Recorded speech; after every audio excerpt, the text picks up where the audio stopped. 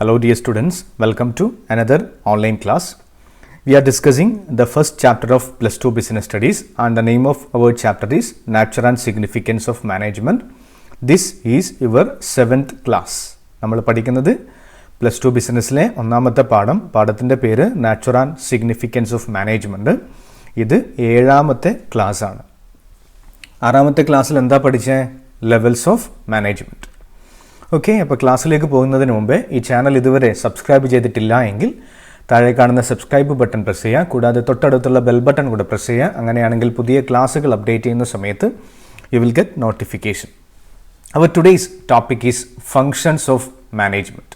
നമ്മുടെ ഇന്നത്തെ ടോപ്പിക്കിൻ്റെ പേര് ഇതാണ്, ഫങ്ഷൻസ് ഓഫ് മാനേജ്മെൻറ്റ്. അപ്പോൾ നമ്മൾ പഠിക്കുന്ന ടോപ്പിക്കിൻ്റെ പേര് ഇതാണ്, functions of management. The activities or elements which a manager performs are called functions of management.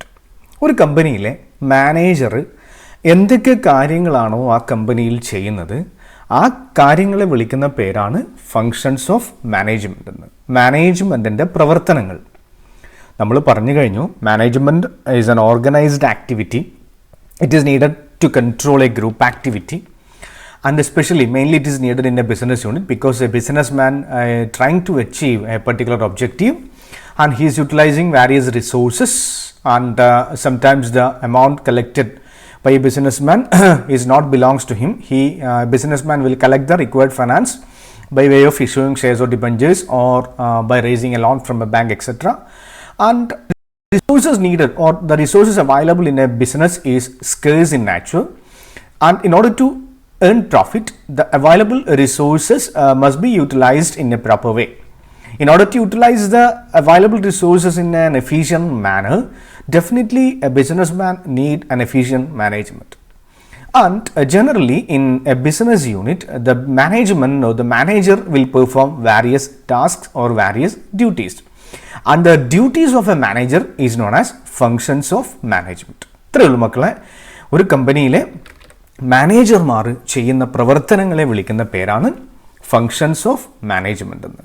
പ്രധാനമായിട്ടും 5 ഫങ്ഷൻസ് ആണുള്ളത്: planning, organising, staffing, directing and controlling. Mainly we can classify management functions into 5. The first one is planning, second one organizing, third one staffing, fourth one directing and the fifth one is controlling. 5 functions ആണുള്ളത്: planning, organising, staffing, directing and controlling. ഈ 5 functions നമ്മുടെ 5 chapters ആണ്. വളരെ detail ആയിട്ട് നമ്മൾ പഠിക്കും. Management തന്നെയാണ് ഈ വർഷം പഠിക്കുന്നത് എന്ന് ഞാൻ നിങ്ങളോട് പറഞ്ഞു കഴിഞ്ഞു. അപ്പോൾ the activities or elements which a manager performs are called functions of management. Mainly 5 functions: planning, organising, staffing, directing and controlling. ഈ ഒരു ക്ലാസ്സിൽ നമ്മൾ ഈ 5 ഫങ്ഷൻസിൻ്റെയും ഒരു മീനിങ് മാത്രം, ഒരു ജനറൽ ആയിട്ടുള്ള മീനിങ് മാത്രം പറഞ്ഞു പോകുന്നു. Clear? The first function of management is planning. The first function of management is planning. Planning ന്റെ മലയാളം ആസൂത്രണം എന്നതാണ്. നമുക്കറിയാം, നമ്മളെല്ലാവരും പ്ലാൻസ് പ്രിപ്പയർ ചെയ്യാറുണ്ട്, ഇല്ലേ? പ്ലാൻ പ്രിപ്പയർ ചെയ്യാറുണ്ട്. നിങ്ങൾ പല ആൾക്കാർക്കും പല പ്ലാനുകളായിരിക്കും. ചില ആൾക്കാർക്ക് CA പാസ്സാവണം എന്നുള്ളതൊരു പ്ലാനാണ്, ഇല്ലേ? നാളെ ഓൺലൈൻ ക്ലാസ് കാണണം എന്നത് മറ്റൊരു പ്ലാനാണ്. ഇല്ലെങ്കിൽ നാളെ ഒരു കിലോമീറ്റേഴ്സ് ആൻഡ് കിലോമീറ്റേഴ്സ് എന്ന സിനിമ കാണണം, അത് നമ്മുടെ പ്ലാനാണ്. ഇല്ലെങ്കിൽ രാവിലെ എഴുന്നേറ്റിട്ട് പഠിക്കണം, അത് നമ്മുടെ പ്ലാനാണ്. ക്ലിയർ? അപ്പോൾ human being prepare plans in all aspects of his life, knowingly or unknowingly. അറിഞ്ഞുകൊണ്ടോ അറിയാതെയോ ഒരു മനുഷ്യൻ അവൻ്റെ എല്ലാ തലങ്ങളിലും പ്ലാൻ പ്രിപ്പയർ ചെയ്യുന്നു. അപ്പോൾ എന്താ പ്ലാനിങ് എന്ന് പറഞ്ഞു കഴിഞ്ഞാൽ, planning refers to deciding in advance what to do, when to do, how to do, who shall do it, etc. എന്ത് ചെയ്യണം, എപ്പോൾ ചെയ്യും, ആര് ചെയ്യണം, എങ്ങനെ ചെയ്യും, എവിടെ വെച്ച് ചെയ്യും തുടങ്ങിയ കാര്യങ്ങൾ മുൻകൂട്ടി തീരുമാനിക്കുന്ന പ്രോസസ്സിനെ വിളിക്കുന്ന പേരാണ് പ്ലാനിങ് എന്ന്. Planning means deciding in advance what to do and how to do it. Planning is a process of thinking before doing. Planning is a process of thinking before doing. അപ്പോൾ ഒരു കമ്പനിക്കകത്ത് ഒരു കമ്പനിയുടെ കാര്യങ്ങൾ എന്ത് ചെയ്യണം? മാനേജ്മെൻ്റ് ആണ് അതിൻ്റെ പ്ലാൻസ് പ്രിപ്പയർ ചെയ്യേണ്ടത്. അപ്പോൾ അവിടെ നിരവധി പദ്ധതികൾ, പോളിസി, റൂൾസ്, ബഡ്ജറ്റ്സ്, ഇതൊക്കെ പ്ലാനുകളാണ്. അപ്പോൾ ഒരു കമ്പനിക്ക് ആവശ്യമായിട്ടുള്ള പ്ലാൻ പ്രിപ്പയർ ചെയ്യുക എന്നതാണ് ആദ്യത്തെ റോൾ, ആദ്യത്തെ ഫംഗ്ഷൻ. അതിൻ്റെ പേരാണ് പ്ലാനിങ് എന്ന്. Planning is concerned with the determination of the objectives to be achieved. Planning is concerned with the determination of the objectives to be achieved and the course of action to be followed to achieve them. Planning is concerned with it deals with the determination of the objectives to be achieved. നമുക്ക് നേടേണ്ട ലക്ഷ്യങ്ങൾ എന്താണ് എന്ന് തീരുമാനിക്കുക. and the course of action to be followed to achieve them. അത് എങ്ങനെ നേടാം, എന്തൊക്കെ മാർഗങ്ങൾ വഴി അത് നേടാം എന്നും തീരുമാനിക്കുക. അതാണ് പ്ലാനിങ്. ഡീറ്റെയിൽ ആയിട്ട് ആ ഒരു ചാപ്റ്ററിൽ നിങ്ങൾ പഠിക്കും. Clear. Next one is organising. preparing plans. The next function of management is to organize various resources. സംഘാടനം എന്ന് മലയാളത്തിൽ പറയും. സംഘാടനം. The term organizing refers to bringing an orderly structure for a company. The term organizing refers to bringing an orderly structure for a company. നമ്മൾ ആദ്യത്തെ ക്ലാസ്സിൽ തന്നെ പറഞ്ഞതാണ്, a businessman need different resources. 3 types of resources are needed: physical, financial and human resource. And after completing the first function, that is preparing plans, that is performing planning function, the next function of a manager is to organize various resources. Organizing refers to bringing an orderly structure for a company. Organizing refers to bringing an orderly structure for a company. ഇപ്പോൾ ഒരു example പറഞ്ഞു കഴിഞ്ഞാൽ, organising A tour, ഒരു tour organise ചെയ്യുക എന്ന് പറഞ്ഞു കഴിഞ്ഞാൽ എന്താ, അവിടെ പല കാര്യങ്ങളും നമ്മൾ തീരുമാനിക്കണം അല്ലേ. ബസ് ബുക്ക് ചെയ്യണം, അതേപോലെ സ്ഥലം തീരുമാനിക്കണം, ഹോട്ടൽ ബുക്ക് ചെയ്യണം, റൂം ബുക്ക് ചെയ്യണം, ഏതൊക്കെ ഡേറ്റിന് പോകണമെന്ന് തീരുമാനിക്കണം, എത്ര പണം വേണമെന്ന് തീരുമാനിക്കണം. ഇതൊക്കെയാണ് ഓർഗനൈസിങ് എന്ന് പറഞ്ഞു കഴിഞ്ഞാൽ. Organising refers to identification and grouping of activities to be undertaken in the organisation. Organising refers to, ഇപ്പോൾ ആ താഴത്തെ ചിത്രത്തിൽ നോക്കിയാൽ അതിനൊരു ഓർഗനൈസ്ഡ് സ്ട്രക്ചർ കാണാം അല്ലേ. ഓരോ സാധനങ്ങളും ഓരോ സ്ഥലത്ത് വെച്ച് അല്ലെ, ഒരു ചെറിയ ഷെഡൊക്കെ കെട്ടി ഒരു ബോർഡൊക്കെ വെച്ച്, അപ്പോൾ അത് കാണുന്ന സമയത്ത് തന്നെ ആൾക്കാർ അവിടത്തേക്ക് വന്നിട്ട് സാധനങ്ങൾ വാങ്ങിക്കും. അതേ കണക്ക് ഇതൊരു ചെറിയൊരു എക്സാമ്പിളാണ്. വലിയ വലിയ കമ്പനികളൊക്കെ ആണെങ്കിൽ അവിടെയുള്ള വ്യത്യസ്ത വിഭവങ്ങളെ നമ്മൾ എന്ത് ചെയ്യണം, ഒന്നിപ്പിച്ച് അതിനൊരു സ്ട്രക്ചർ. ആ പ്രോസസ്സിനെ വിളിക്കുന്ന പേരാണ് ഓർഗനൈസിങ് എന്ന്. അപ്പോൾ organising refers to identification and grouping of activities to be undertaken in the organisation. Organising എന്ന് പറഞ്ഞു കഴിഞ്ഞാൽ എന്തൊക്കെ ജോലികൾ ഒരു കമ്പനിയിൽ ചെയ്യണമെന്ന് മനസ്സിലാക്കുക, എന്നിട്ട് ഒരേപോലുള്ള ജോലികളെ ഒരു ഗ്രൂപ്പ് ആക്കുക, അതായത് ഒരു ഡിപ്പാർട്ട്മെന്റ് ആക്കുക. ഇപ്പോൾ ഈ താഴ്ന്നതിൽ ഒരേപോലത്തുള്ള ഫ്രൂട്ട്സിനെ ഇല്ലേ, വത്തക്ക ഒരു സ്ഥലത്ത് വെച്ചിട്ടുണ്ട്, ആപ്പിൾ മറ്റൊരു സ്ഥലത്ത് വെച്ചിട്ടുണ്ട്. അതേപോലെ കമ്പനി ആണെങ്കിൽ എന്താണ്, പ്രൊഡക്ഷനുമായി ബന്ധപ്പെട്ടത് പ്രൊഡക്ഷൻ ഡിപ്പാർട്ട്മെന്റ്, സെയിൽസുമായി ബന്ധപ്പെട്ടത് സെയിൽസ് ഡിപ്പാർട്ട്മെന്റ്, അങ്ങനെ ഇതിൽ അറേഞ്ച് ചെയ്യുക. Okay. And establishing an organisational structure. എന്നിട്ട് എന്ത് ചെയ്യുക, ഇതിനൊരു സ്ട്രക്ചർ ക്രിയേറ്റ് ചെയ്യുക. ഈ ചിത്രത്തിലേക്കൊന്ന് നോക്കിയേ. ഇവിടെ ഈ മുകളിൽ കാണുന്ന ആളാണ് അതിൻ്റെ MD എന്ന് വിചാരിക്കുക. MDയുടെ അണ്ടറിൽ 3 മാനേജേഴ്സ് ഇല്ലേ, അല്ലെങ്കിൽ അതിൻ്റെ അണ്ടറിൽ 2 മാനേജേഴ്സ്. അപ്പോൾ ഇങ്ങനെ എന്ത് ചെയ്യുക, ഒരു കമ്പനിക്ക് ഒരു സ്ട്രക്ചർ കൊണ്ടുവരിക. ഒരു കമ്പനിക്ക് ഒരു അതോറിറ്റി റെസ്പോൺസിബിലിറ്റി റിലേഷൻഷിപ്പ് അല്ലെങ്കിൽ സുപ്പീരിയർ സബോർഡിനേറ്റ് റിലേഷൻഷിപ്പ് കൊണ്ടുവരുന്ന പ്രോസസ്സാണ് ശരിക്കും ഓർഗനൈസിങ്. അപ്പോൾ ഇറ്റ് ഇൻക്ലൂഡ്സ്, ഇതിന് പ്രധാനമായിട്ടും 3 കാര്യങ്ങളുണ്ട്. ഇത് ക്ലിയർ ആയിട്ടില്ല എങ്കിൽ ഓൾറെഡി ഞാൻ ചാപ്റ്റേഴ്സ് ആഡ് ചെയ്ത് കഴിഞ്ഞു ഓർഗനൈസിങ്ങിൻ്റെ. അതിൻ്റെ ഫസ്റ്റ് ക്ലാസ് ഒന്ന് കൃത്യമായിട്ട് കാണുക, കേട്ടില്ലേ. ഇത് അധികം ഡീറ്റെയിൽ ആയിട്ട് ഇവിടെ പറയുന്നില്ല, ജസ്റ്റ് ഒരു മീനിങ് മാത്രം ഞാൻ പറയുന്നു. ഓർഗനൈസിങ് ഇൻക്ലൂഡ്സ്, ഇതിൻ്റെ 3 കാര്യങ്ങളുണ്ട് മക്കളെ. The first one is identification and grouping of activities. Identification and grouping of activities. ഒരു കമ്പനിയിലുള്ള ജോലികളൊക്കെ കണ്ടുപിടിച്ചിട്ട് ഒരേപോലുള്ള ജോലികളെ ഒരു ഗ്രൂപ്പ് ആക്കുക. Identify all works to be done in a company and group similar jobs into one department. B, bring together all resources. എല്ലാ വിഭവങ്ങളെയും ഒന്നിച്ചു കൊണ്ടുവരിക. C, establish a productive relation. ഈ വിഭവങ്ങൾ തമ്മിൽ ഒരു സുപ്പീരിയർ സബോർഡിനേറ്റ് റിലേഷൻഷിപ്പ് അല്ലെങ്കിൽ ഒരു അതോറിറ്റി റെസ്പോൺസിബിലിറ്റി റിലേഷൻഷിപ്പ് കൊണ്ടുവരിക. Establish a productive relation among various resources. അപ്പോൾ ഓർഗനൈസിംഗ് എന്ന് പറഞ്ഞു കഴിഞ്ഞാൽ എന്താ, it is a process of bringing N orderly structure four a company. Clear. Next one is staffing. മൂന്നാമത്തെ ഫംഗ്ഷൻ്റെ പേരിതാണ് staffing എന്ന്. നമ്മൾ ഒരു കമ്പനിയിൽ ഓർഗനൈസിംഗ് എന്ന ഫംഗ്ഷൻ പെർഫോം ചെയ്ത് കഴിഞ്ഞാൽ അതിൻ്റെ റിസൾട്ട് എന്ന് പറയുന്നത് കുറേ വേക്കൻസികളായിരിക്കും.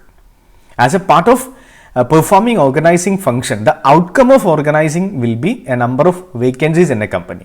ഒരുപാട് വേക്കൻസികൾ, ജോബ് പൊസിഷൻസ് ക്രിയേറ്റ് ചെയ്യും കമ്പനികളിൽ, വലിയ കമ്പനിയൊക്കെ ആണെങ്കിൽ. അപ്പോൾ നമ്മൾ എന്ത് ചെയ്യണം? അങ്ങനെയുള്ള ജോബ് പൊസിഷൻസ് ഫില്ല് ചെയ്യണമെങ്കിൽ നമ്മൾ എന്ത് ചെയ്യണം? സ്റ്റാഫിംഗ് എന്ന ഫംഗ്ഷൻ പെർഫോം ചെയ്യണം. സ്റ്റാഫിംഗ് എന്ന് പറഞ്ഞു കഴിഞ്ഞാൽ staffing refers to identifying right person or appropriate person for or appropriate employees and workers for a company. നമുക്ക് എംപ്ലോയീസും വർക്കേഴ്സൊക്കെ ആവശ്യമാണ്. അപ്പോൾ നമ്മുടെ കമ്പനിക്ക് ഒരു 100 എംപ്ലോയീസിന് ആവശ്യമാണെങ്കിൽ പത്രത്തിൽ പരസ്യം കൊടുത്തിട്ടോ ക്യാമ്പസ് ഇൻ്റർവ്യൂ നടത്തിയിട്ടോ എങ്ങനെയെങ്കിലും 100 ആൾക്കാരെ നമ്മൾ കണ്ടുപിടിക്കുക. എന്നിട്ട് അവർക്ക് ട്രെയിനിങ് കൊടുക്കുക, അവരുടെ ഡെവലപ്മെൻറ്റ് ഉറപ്പാക്കുക, അവരുടെ സാലറി കൊടുക്കുക, അവരുടെ ബാക്കിയുള്ള അവർക്ക് വേണ്ടുന്ന മറ്റ് ഇൻസെൻറ്റീവ്സ് ഒക്കെ കൊടുക്കുക. ഇതൊക്കെയാണ് സ്റ്റാഫിംഗ് എന്ന് പറഞ്ഞു കഴിഞ്ഞാൽ. Staffing refers to procure suitable employees to fill various jobs in the company. ഒരു കമ്പനിയിലുള്ള വ്യത്യസ്ത ജോലികൾ ഫില്ല് ചെയ്യാൻ വേണ്ടിയിട്ട് നമുക്ക് ഏറ്റവും സ്യൂട്ടബിൾ ആയിട്ടുള്ള ആൾക്കാരെ കണ്ടുപിടിക്കുന്ന പ്രോസസ്സാണ് staffing. Its aim is to place the right person for the right job and the right time. ഇതിൻ്റെ എയിം എന്ന് പറഞ്ഞു കഴിഞ്ഞാൽ എന്താണ്? ഏറ്റവും നല്ല ഒരാളെ ഏറ്റവും നല്ല ജോലിയിൽ ഏറ്റവും ആപ്റ്റ് ആയിട്ടുള്ള സമയത്ത് അപ്പോയിൻ്റ് ചെയ്യുക എന്നതാണ് സ്റ്റാഫിങ്ങിൻ്റെ എയിം. ഇനി staffing includes recruitment of employees, selection of employees, placement, training, promotion, transfer, remuneration etcetera. Staffing ഒരു ചെറിയ പ്രോസസ്സല്ല. ഇത് ഹ്യൂമൻ റിസോഴ്സ് മാനേജ്മെൻറ്റ് എന്ന പേരിൽ അറിയപ്പെടുന്ന വളരെ പ്രധാനപ്പെട്ട ഒരു കാര്യമാണ്. ബികോമിൽ എത്തിക്കഴിഞ്ഞാൽ ഒരു സബ്ജക്റ്റാണ് ഹ്യൂമൻ റിസോഴ്സ് മാനേജ്മെൻറ്റ്. അത്രക്കും വലിയൊരു കാര്യമാണ് സ്റ്റാഫിംഗ്. അതിന് ഒരു 1-2 മിനിറ്റ് ഉപയോഗിച്ച് ഞാൻ എക്സ്പ്ലെയിൻ ചെയ്തു എന്ന് മാത്രം. സ്റ്റാഫിങ്ങിൽ കുറേ സ്റ്റെപ്പുകളുണ്ട്. Recruitment, selection, placement, training, promotion, transfer, salary and wages, performance appraisal, ഇങ്ങനെ കുറേ സ്റ്റെപ്പുകൾ ഇതിനകത്തുണ്ട്. അതൊക്കെ ഡീറ്റെയിൽ ആയിട്ട് നമ്മൾ അടുത്ത ചാപ്റ്റേഴ്സിൽ ഡിസ്കസ് ചെയ്യും. Clear? Next one is directing. 4ാമത്തെ ഫംഗ്ഷൻ ഇതാണ്, ഡയറക്റ്റിംഗ്. നിർദ്ദേശങ്ങൾ കൊടുക്കുക. അപ്പോൾ സ്റ്റാഫിങ്ങിൻ്റെ ഭാഗമായിട്ട് നമ്മൾ കമ്പനിക്ക് ആവശ്യമുള്ള തൊഴിലാളികളെ കണ്ടുപിടിച്ചു, കമ്പനിക്ക് ആവശ്യമുള്ള എംപ്ലോയീസിനെയും വർക്കേഴ്സിനെയും കണ്ടുപിടിച്ചു. നമ്മൾ റിക്രൂട്ട്മെൻറ്റും സെലക്ഷനൊക്കെ നടത്തിയിട്ട് അവരെ അപ്പോയിൻറ്റ് ചെയ്തു. ഇനി അവർ വെറുതെ അവിടെ വന്നിട്ട് മുകളിലോട്ട് നോക്കിയിട്ട് കാര്യമില്ല. അവർക്ക് ഇൻസ്ട്രക്ഷൻസ് കൊടുക്കണം. ഓരോ ജോലിക്കാരനും കമ്പനിയിൽ എന്ത് ചെയ്യണമെന്ന് കൃത്യമായിട്ടുള്ള ഇൻസ്ട്രക്ഷൻസ് കൊടുക്കണം. അങ്ങനെ കമ്പനിയിലേക്ക് അപ്പോയിൻറ്റ് ചെയ്തിരിക്കുന്ന എംപ്ലോയീസിനും വർക്കേഴ്സിനും അവർ എന്തൊക്കെ കാര്യങ്ങളാണ് ആ കമ്പനിയിൽ ചെയ്യേണ്ടത് എന്ന് നിർദ്ദേശം കൊടുക്കുന്ന പ്രോസസ്സിനെ വിളിക്കുന്ന പേരാണ് ഡയറക്റ്റിംഗ് എന്ന്. It is concerned the newly selected employees are totally unaware about the functioning or the work in an enterprise, so they should be given proper direction in order to perform the task. Directing is concerned with instructing, guiding and inspiring. Directing is concerned with instructing, guiding and inspiring people in the organization. People in the organization means employees. അപ്പോൾ എംപ്ലോയീസിന് instructions കൊടുക്കുക, നിർദ്ദേശങ്ങൾ കൊടുക്കുക, guidance കൊടുക്കുക, inspire ചെയ്യുക എന്ന് പറഞ്ഞു കഴിഞ്ഞാൽ motivate ചെയ്യുക. വേണ്ടിയിട്ട് to achieve the organisational goal. ഒരു കമ്പനിയുടെ ലക്ഷ്യം നേടിയെടുക്കാൻ വേണ്ടിയിട്ട് കമ്പനിയിലുള്ള ജോലിക്കാർക്ക് ഇൻസ്ട്രക്ഷൻസ് കൊടുക്കുകയും ഗൈഡൻസ് കൊടുക്കുകയും മോട്ടിവേറ്റ് ചെയ്യുകയും ചെയ്യുന്ന പ്രോസസ്സിനെ വിളിക്കുന്ന പേരാണ് directing. Directing is concerned with instructing, guiding and inspiring employees, human resources in an organization in order to achieve the organizational objectives. Directing is not only issuing orders and instruction by superior to subordinate. Directing എന്ന് പറയുന്നത് വെറുതെ അങ്ങ് instructions കൊടുക്കുക മാത്രമല്ല, but also guiding, motivating and leading dum. പക്ഷേ ഇതിൽ കുറേ വളരെ പ്രധാനപ്പെട്ടൊരു കാര്യമാണ്. ഇതിനറിയപ്പെടുന്ന മാനേജ്മെൻറ്റ് ഇൻ ആക്ഷൻ എന്നാണ്. Directing is also known as management in action. ഇവിടെ വെച്ചിട്ടാണ് നമ്മുടെ പ്രവർത്തനം ആരംഭിക്കുന്നത്. ഇവിടെ ഗൈഡൻസ് കൊടുക്കുന്നു, മോട്ടിവേറ്റ് ചെയ്യുന്നു, ലീഡേഴ്സായിട്ട് പ്രവർത്തിക്കുന്നു മാനേജ്മെൻറ്റ്, കമ്മ്യൂണിക്കേഷൻ നടക്കുന്നു. ഇതൊക്കെ നടക്കുന്ന സ്റ്റേജാണ് ഡയറക്റ്റിംഗ് എന്ന സ്റ്റെപ്പ്. ഡീറ്റെയിൽ ആയിട്ട് പിന്നീട് പഠിക്കാം. 4ാമത്തെ function directing. And the 5th one is controlling. 5ാമത്തെ ഫംഗ്ഷനാണ് കൺട്രോളിംഗ് എന്ന് പറയുന്ന ഫംഗ്ഷൻ. ഇതൊരിക്കലും controlling never means controlling employees. ജോലിക്കാരെ കൺട്രോൾ ചെയ്യുക എന്ന ഒരു മീനിങ് അല്ല ഇവിടെ കൺട്രോളിങ്ങിനുള്ളത്. ജോലിക്കാരെ കൺട്രോൾ ചെയ്യുക, controlling employees is A part of directing function. ജോലിക്കാരെ കൺട്രോൾ ചെയ്യുക എന്ന് പറഞ്ഞു കഴിഞ്ഞാൽ അത് ഡയറക്റ്റിംഗ് ആണ്. ഇവിടെ കൺട്രോളിംഗ് എന്ന് പറഞ്ഞു കഴിഞ്ഞാൽ എൻറ്റയർലി ഡിഫറെൻ്റ് ആയിട്ടുള്ള ഒരു മീനിങ് ആണ് കൺട്രോളിങ്ങിനുള്ളത്. അപ്പോൾ നോക്കുക, ആദ്യത്തെ സ്റ്റെപ്പ് പ്ലാനിങ് ആണ്. ഓക്കെ, ഞാനൊരു കമ്പനിയുടെ ഞാനൊരു പ്ലാൻ പ്രിപ്പയർ ചെയ്തു. ഈ മാസം എന്താണ് ഇത് ഏത് മാസം? ഓഗസ്റ്റ് മാസത്തിൽ എനിക്ക് എന്ത് ചെയ്യണം? പിന്നെ ഒരു 2 കോടി പ്രോഫിറ്റ് ഉണ്ടാക്കണം എന്ന ഒരു ചെറിയൊരു ലക്ഷ്യം ഞാൻ ഫിക്സ് ചെയ്തു. ഒരു മാസത്തിൽ 2 കോടി പ്രോഫിറ്റ് ഇല്ലേ. അപ്പോൾ 1-ാം തീയതി നമ്മുടെ മാസം ആരംഭിച്ചു. 30-ാം തീയതി എന്ത് ചെയ്യണം? അപ്പോൾ അത് നമ്മുടെ പ്ലാനാണ്. Earning 2 crore rupee profit is our plan, our objective, നമ്മുടെ ലക്ഷ്യമാണത്. ഇനി ഒരു മാസം കഴിഞ്ഞിട്ട് ഞാൻ എന്ത് ചെയ്യണം? സ്റ്റോപ്പ് ചെയ്യണം. I should stop and see whether I accomplished my objective or not. ഞാൻ എൻ്റെ ലക്ഷ്യം നേടിയോ ഇല്ലയോ ഒന്ന് ചെക്ക് ചെയ്യണം. അല്ലാതെ വെറുതെ അങ്ങ് അടുത്ത മാസത്തിലേക്ക് പോകാൻ പാടില്ല. അപ്പോൾ ഈ മാസം 30 ആവുന്ന സമയത്ത് ഞാൻ എന്ത് ചെയ്യണം? ആ മാസത്തെ ടോട്ടൽ പ്രോഫിറ്റ് കണ്ടുപിടിച്ചിട്ട്, അപ്പോൾ ടോട്ടൽ പ്രോഫിറ്റ് കണ്ടുപിടിച്ചു 1 crore, 1 കോടി മാത്രമാണ് ലാഭം. എൻ്റെ ഒബ്ജക്റ്റീവ് 2 കോടി, അക്കംപ്ലിഷ് ചെയ്തത് 1 കോടി. അപ്പോൾ എന്ത് ചെയ്യണം? അത് രണ്ടും ഒന്ന് കമ്പയർ ചെയ്യുക. അപ്പോൾ അവിടെ 1 കോടിയുടെ ഷോർട്ടേജ് ഉണ്ട്, 1 കോടിയുടെ ഷോർട്ടേജ് ഉണ്ട്. അപ്പോൾ അതിൻ്റെ റീസൺ കണ്ടുപിടിക്കുക, എന്നിട്ട് എന്ത് ചെയ്യുക? അടുത്ത മാസം ആ ഒരു ഷോർട്ടേജ് ഓവർകം ചെയ്യാൻ വേണ്ടുന്ന കാര്യങ്ങൾ ചെയ്യുക. ആ ഒരു പ്രോസസ്സാണ് controlling. Controlling is concerned with the measurement and correction of performance against predetermined standard. Measurement and correction of performance against predetermined standard. നമ്മൾ ഓൾറെഡി ഡിറ്റർമൈൻ ചെയ്തിരിക്കുന്ന സ്റ്റാൻഡേർഡ് പെർഫോമൻസുമായിട്ട് ആക്ച്വൽ പെർഫോമൻസ് കമ്പയർ ചെയ്തിട്ട് ഡീവിയേഷൻസും അതിൻ്റെ കാരണങ്ങളും കണ്ടുപിടിച്ച് നെക്സ്റ്റ് നിയർ ഫ്യൂച്ചറിൽ അത് ഓവർകം ചെയ്യുന്ന ഒരു പ്രോസസ്സാണ് കൺട്രോൾ. ഇതൊരു കറക്ഷൻ പ്രോസസ്സാണ്. ശരിക്കും ഇതൊരു കറക്ഷൻ പ്രോസസ്സാണ്. എത്രമാത്രം ക്ലിയർ ആയിട്ടുണ്ടാവും എന്ന് എനിക്ക് പറയാൻ പറ്റില്ല. ഡീപ്പായിട്ട് പറയേണ്ട കാര്യങ്ങളാണ്. അത് നമുക്ക് അടുത്ത ക്ലാസ്സുകളിൽ ഡിസ്കസ് ചെയ്യാം. ക്ലിയർ? അപ്പോൾ 5ാമത്തെ ഫംഗ്ഷൻ എന്താണ്? കൺട്രോളിങ് എന്നതാണ് 5ാമത്തെ ഫംഗ്ഷൻ. അപ്പോൾ ഈ ക്ലാസ് ഇവിടെ അവസാനിപ്പിക്കുകയാണ്. 5 ഫംഗ്ഷൻസ് പഠിച്ചു. ഏതൊക്കെയാണ്? Planning, organising, staffing, directing and controlling. അപ്പോൾ നോട്ട്സ് ആവശ്യമുള്ള കുട്ടികൾക്ക് hsstimes.blogspot.com എന്ന ബ്ലോഗിൽ നിന്ന് ഡൗൺലോഡ് ചെയ്യാം. ഈ ക്ലാസ്സുകൾ കൊമേഴ്സ് വിദ്യ നിങ്ങളുടെ ക്ലാസ്മേറ്റ്സിനോട് ഷെയർ ചെയ്ത് കൊടുക്കുക. അപ്പോൾ അടുത്ത ക്ലാസ്സിൽ ലാസ്റ്റ് ടോപ്പിക്കുമായിട്ട് വീണ്ടും കാണാം. Thank you.